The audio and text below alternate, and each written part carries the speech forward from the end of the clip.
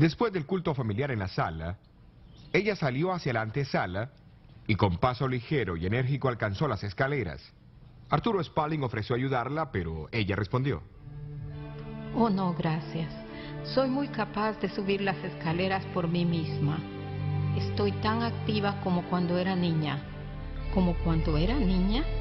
No debiera decirlo.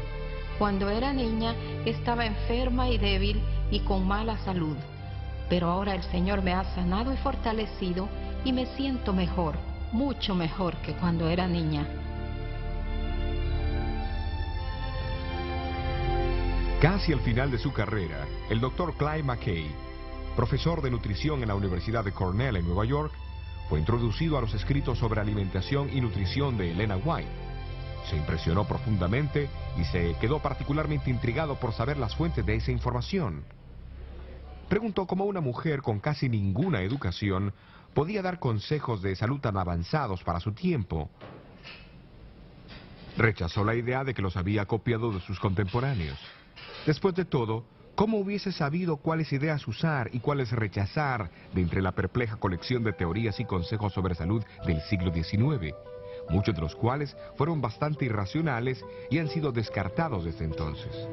Él creyó que Elena tendría que ser una mujer sorprendente, con conocimientos avanzados a su tiempo, para hacer esto con éxito. Después de leer extensamente los escritos sobre salud del Dr. McKay, comenzó a dar conferencias con los conceptos de Elena White a varias sociedades profesionales. Estoy impresionado con la exactitud de sus enseñanzas a la luz de la ciencia de nutrición moderna. A pesar del hecho que sus obras fueron escritas mucho antes de la llegada de la nutrición científica moderna, no existe ninguna guía mejor disponible hoy. En 1865, la Iglesia Adventista había alcanzado una membresía de unos 4,000.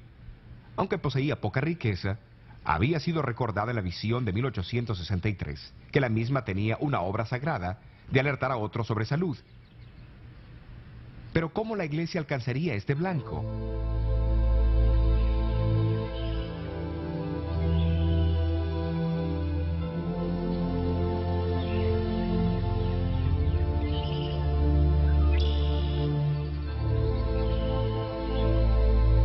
En agosto de 1865, Jaime White se rindió a las presiones y a las cargas de liderazgo de la Iglesia y sufrió un agotamiento en su salud. Su esposa lo trajo aquí a la casa de la ladera, en Dansville, para ver al Dr. Jackson, donde fue tratado por unos 3 meses. Los White tuvieron una oportunidad de observar los principios de la reforma pro salud en práctica y encontraron mucho que alabar. Pero descubrieron que algunos de los principios de curación eran contrarios a las enseñanzas de Jesús. En verdad, recibieron algunos consejos médicos que podrían haber sido fatales en el caso de Jaime White.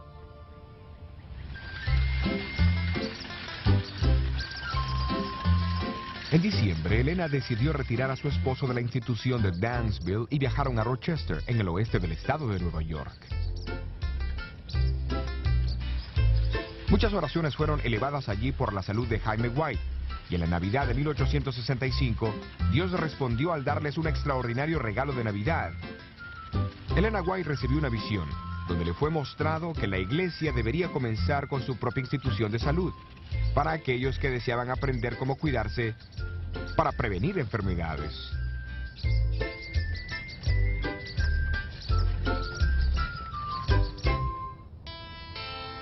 En el siguiente año, una vieja casa remodelada fue comprada al oeste de Battle Creek, Michigan, quien en ese entonces era un próspero pueblo industrial con una población de 5,000.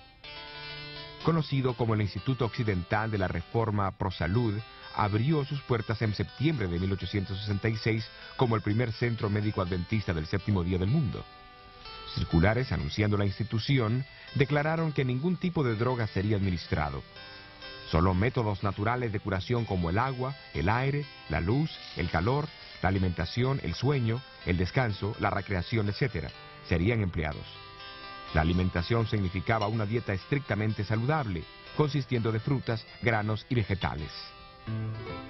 En 1875, el doctor Juan Hervey Kellogg, que recién se había graduado del prestigioso Colegio Médico del Hospital Bellevue en Nueva York, fue empleado por el instituto. Había sido alentado y ayudado financieramente en su carrera médica por los White. El año siguiente, a los 24 años de edad, fue nombrado superintendente médico del instituto, posición que ocupó durante los próximos 67 años. En 1877, el instituto vino a ser el Sanatorio Médico Quirúrgico de Battle Creek. Fue en el mismo año que Louis Pasteur presentó su teoría del germen a la Academia Francesa de Ciencias. El prestigio de la medicina estaba a punto de experimentar un cambio, y el Dr. Kellogg jugaría un papel importante.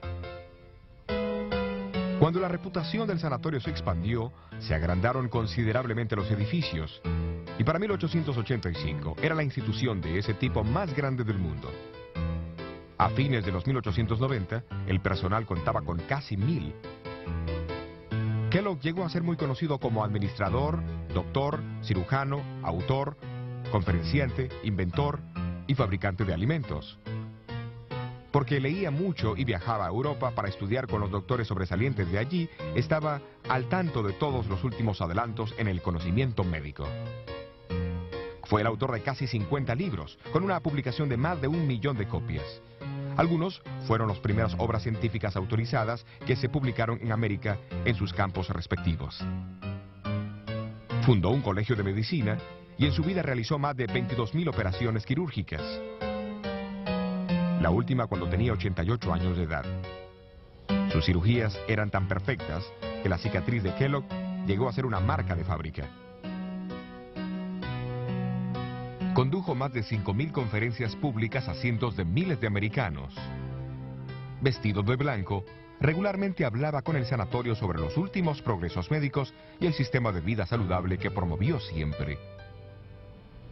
Inventó muchos tipos de aparatos para tratar a los enfermos, incluso este caballo mecánico.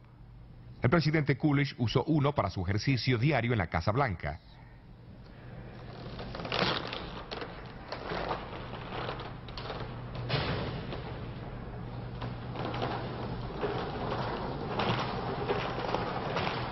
Algunos de sus inventos todavía están en uso alrededor del mundo hoy día. ¡Vamos, chico!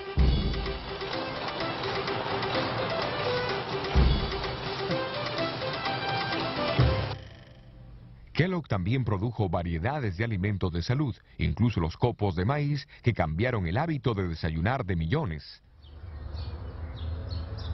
Después del desastroso incendio que destruyó el sanatorio en 1902, Kellogg determinó reconstruirlo más grande y mejor, aunque esto era contrario a la advertencia de Elena White y otros líderes de la iglesia. Su nuevo sanatorio todavía existe en Battle Creek hoy, pero es propiedad del gobierno de los Estados Unidos.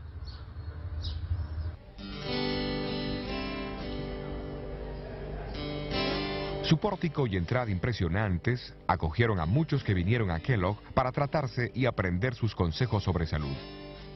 Aunque más tarde abandonó la iglesia, siguió defendiendo sus principios de salud.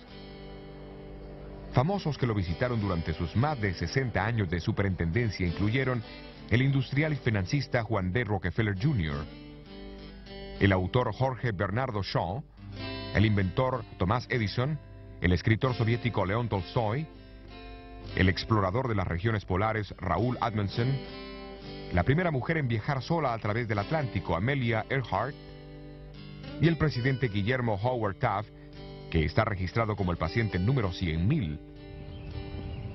En 1891, le preguntaron a Kellogg cómo el sanatorio de Battle Creek era capaz de estar 5 años adelantado al resto de la profesión médica. Kellogg respondió que si algo nuevo aparecía, instantáneamente lo adoptaba, si concordaba con la filosofía y los principios de salud promovidos por Elena White.